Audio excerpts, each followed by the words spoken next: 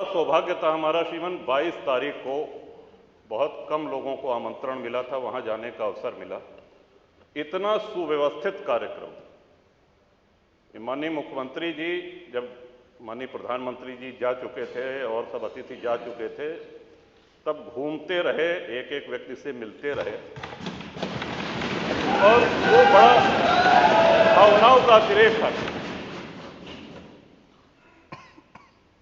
भगवान श्री राम के हम सभी लोगों के जीवन में, हमारे यहाँ अवध में जब शिशु का जन्म होता है तो उसके कान में राम नाम, राम कहा जाता है। जब विद्या आरंभ होता है श्रीमन, तो राम लिखा जाता है तख्ती पर, उसका हाथ पकड़ करके। और अंतिम यात्रा के विषय में तो हम सभी को पता है, राम नाम सत्य है कहा जाता है। वो भगवान राम किन परिस्थितियों में तंबू में रहे, निर्वासित रहे, इस बात की प्रसन्नता इतनी गांव-गांव है। कोई ऐसा गांव नहीं होगा जहां भंडारा ना हुआ हो, कोई ऐसा गांव का पुराना मंदिर नहीं होगा जहां रंगाई पुताई न हुई हो, कोई ऐसा गांव, कोई कस्बा नहीं होगा जहां भंडारा न हुआ हो, जहां दिवाली न मनाई गई। और सभी प्रसन्न थे। और आपको भी श्रीमान, इस बात का हम सभी लोगों की ओर से आभार है, आपने तय किया है कि हम सभी लोगों को दर्शन कराने ले चलेंगे। कुछ विधायक अभी चर्चा कर रहे थे कि हम लोग जाएंगे कि नहीं जाएंगे। इस पर चर्चा मेरे विचार से आपके नेतृत्व में, और आप दल से बहुत ऊपर हैं, आपको हम सभी लोगों ने अपना विश्वास व्यक्त किया है, चाहे वो सत्ता पक्ष हो चाहे प्रतिपक्ष है। तो ये यात्रा आपके नेतृत्व में हो रही है, तो मेरा सुझाव है कि सभी साथियों को, सभी विधायकों को खुशी खुशी चलना चाहिए। ये कोई राजनीतिक यात्रा नहीं है और उसका अहोभाग्य है जो जाए। आपके माध्यम से श्रीमान एक और निवेदन करना चाहते हैं। श्री राम मंदिर निर्माण में कितनी भावनाएं जुड़ी हुई हैं, इसका अंदाजा इस बात से भी लगाया जा सकता है कि अयोध्या और उसके आसपास के सूर्यवंशी क्षत्रियों ने पिछले 500 वर्ष से साफा नहीं बांधा, पगड़ी नहीं बांधी, छाता नहीं लगाया। विवाह में दूल्हे को साफा बांधा जाता है, पगड़ी बांधी जाती। उनका वो प्रण प्रतिज्ञा आज पूरी हुई है। कितने लोगों की इच्छा, कितने लोगों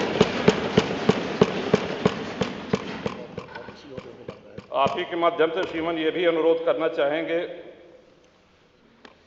माननीय मुख्यमंत्री जी का भाषण, माननीय प्रधानमंत्री जी का भाषण सुनने का अवसर मिला। वहां पे भगवान राम की इस जय यात्रा में जितने सहयोगी थे, जितने उनके भक्त थे, सभी को स्थान दिया गया है।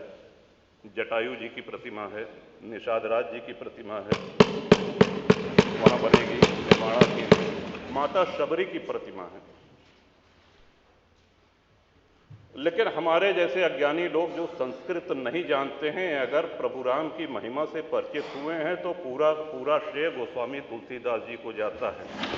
मैं आपके माध्यम से श्रीमान अनुरोध करूंगा कि गोस्वामी तुलसीदास जी की एक प्रतिमा, और उन्हीं कलाकार के द्वारा, श्री अरुण योगीराज जिन्होंने रामलला सरकार का विग्रह बनाया है, उन्हीं के द्वारा निर्माण करके माननीय मुख्यमंत्री जी अगर वो करें तो हम सब लोगों के लिए ये बहुत ही प्रसन्नता की बात होगी कि तुलसी बाबा की वहाँ पे मूर्ति लगे। कवि बेनी श्रीमन हुए, उन्होंने तुलसी बाबा के लिए कहा था कि वेद मत शोध शोध शोध के पुराण सब, संत और असंतन को भेद को बताओ तो, कपटी कुराही क्रूर कली के कुचाली जीव, कौन राम नाम हो की चर्चा चलाओ तो।